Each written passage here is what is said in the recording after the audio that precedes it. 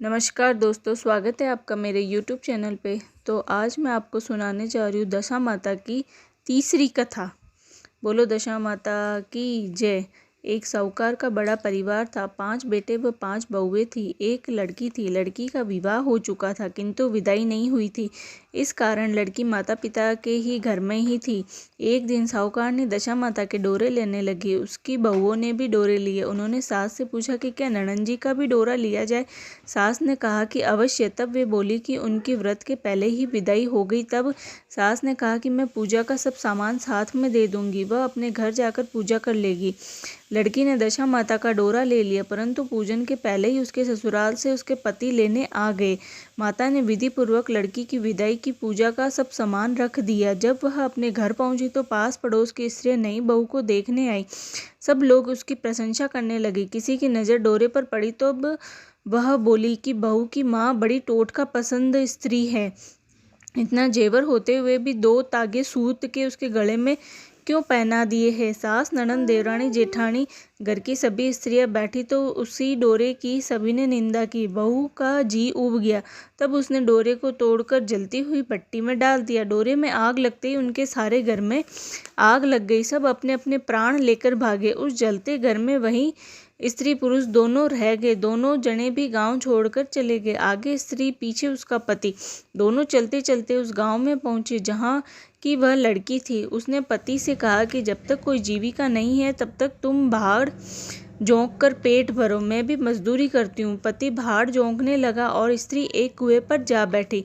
उस कुएं पर सारे गांव की स्त्रियां पानी भरने आती थी। उस लड़की की भावजे भी आई और वहां बेहाल बेटी देखकर बोली, बहन तुम किसी भले घर की मालूम होती हो, कैसे बैठी हो, किसी के यहाँ काम करोगी। लड़की बोली, अवश्य, परंतु न तो नीच की टहल करूंगी न खराब खाना खाऊंगी। बड़ी भावज बोली कि हमारे घर में तुम्हारे लिए नीच काम है ही नहीं। जब से हमारी ननंद ससुराल चली गई तब से हमारे बच्चे हैरान होते, तुम उन्हीं को खिलाती रहना।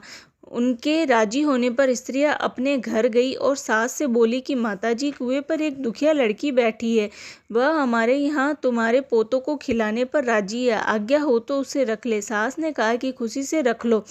वे दूसरी बार पानी भरने गई तो उस दुखनी को अपने घर ले आई। वह अपनी भावजों के बच्चे खिलाती और खाना खाकर निर्वाह करती। फिर से दशा माता के डोरे लेने का समय आया। सास ने कहा कि जब वह घर में रहती है उसे भी डोरा लेना चाहिए। तब बहुओं ने कहा कि ननंद जी का डोरा लिया था, आखिर पूजा नहीं हो पाई और उनकी विदाई हो गई, तो अब दुखिनी को डोरा लिवाती हो। यदि पूजा होने के पहले यह भी चली गई तब क्या होगा। सास बोली कि अब क्या हानि है, यह जहाँ भी रहेगी पूजा कर लेगी। तब दुखिनी ने भी दशा रानी का डोरा ले लिया।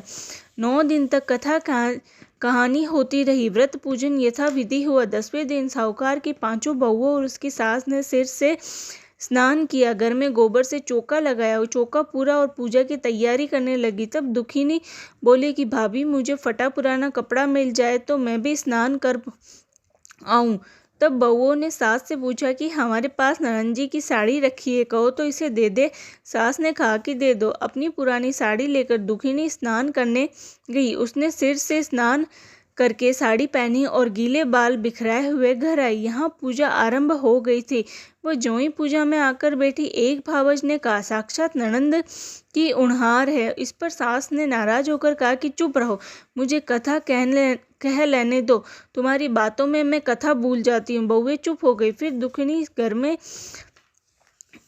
दुखिनी समेत घर की सब स्त्रियों ने पारणा किया। फिर सब एक दूसरी सिर गूंथने लगी। एक ने दुखिनी से कहा कि आ, मैं तेरा सिर गूंथ दूं। सिर गूंथते हुए बोली कि जैसी गूंथ इसके सिर में है वैसी ही गूंथ हमारी ननंद के सिर में थी। इस पर साहूकार ने बोली कि मेरी लड़की अपने ससुराल में सुख देख रही होगी, उसकी तुम कहाँ इस दुखनी से तुलना करती हो। सास ने बहू को डांट दिया, परंतु उसकी बात उसके भी मन में लग गई। उसने दुखिनी से कहा कि आज रात तुम मेरे पास सोना। रात को जब बहुएं सो गई तो बुढ़िया ने पूछा कि क्यों दुखिनी, तेरे पियर में कौन कौन है? उसने जवाब दिया कि ऐसे ही 5 भाई 5 भौजाई, तुम जैसी माँ और पिता थे। पुनः बुढ़िया ने पूछा फिर क्या हुआ? वह बोली कि मैंने अपने पियर में दशा माता का डोरा लिया था, उसका पूजन नहीं हो पाया, ससुराल से विदा हो गई। वहाँ स्त्रियों ने मेरे गले में डोरा देखकर हंसी उड़ानी शुरू की। तब मैंने उस गंडे को आग में डाल दिया। उसी गंडे के साथ साथ सारा घर जलकर भस्म हो गया। सब लोग 3 तरह हो गए। हम दोनों जने भागकर वहां से चले आए। माता ने पूछा कि तेरा पति कहाँ है? दुखिनी बोली वह भी बड़बूजों के यहाँ भाड़ झोंकते हैं।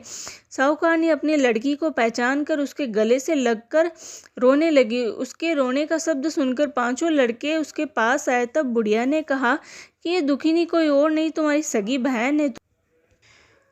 तुम्हारा बहनोई बड़बूंजे के यहाँ भाड़ झोंकता है। दशा रानी के कोप से इसकी ऐसी गति हुई है। सवेरा होते ही 5 भाई बड़बूंजे के घर गए और जैसे तैसे दामाद को घर लाए। उन्होंने उसे स्नान कराया और उत्तम वस्त्र पहनाए। कुछ दिनों बाद उन्होंने दुखिनी को उसके साथ विदा कर दिया। दुखिनी अपनी दशा पर विचार करती हुई जब ससुराल जा रही थी तब मार्ग में उसे एक नदी मिली जहाँ कुछ अप्सराएं नहाकर दशा रानी की गंडा ले रही थी। उनके पास एक गंडा अधिक था। उनमें से एक ने डोली के पास जाकर पता लगाया और दुखिनी को वह डोरा झिला दिया। जब दुखिनी घर पहुंची तब उसकी सास और देवरानी जेठानी सब उसकी बाट देख रहे थे। दुखिनी ने कहा कि तुम लोगों ने पहले दशा रानी के डोरे की निंदा की थी, इसलिए सबका बिछोह हुआ और घर का धन धान्य स्वाहा हो गया था। अब की बार कोई गंडे की चर्चा न करना। सबने खुशी से उसकी बात मान ली। 9 दिन कथा कहानियाँ हुई। 10वें दिन विधि से गंडे की पूजा हुई। 7 सुहागिनें न्योती गई। मेहंदी आदि से उनका श्रृंगार कराकर आंचल भर गए। इस प्रकार खुशी से दशा रानी का पूजन हुआ। दशा रानी ने जैसे दुखिनी की दशा फेरी वैसे ही वह सब पर कृपा करे। बोलो दशा माता की जय। ऐसे ही व्रत की कथा कहानी सुनने के लिए मेरे चैनल को प्लीज़ सब्सक्राइब कर देना।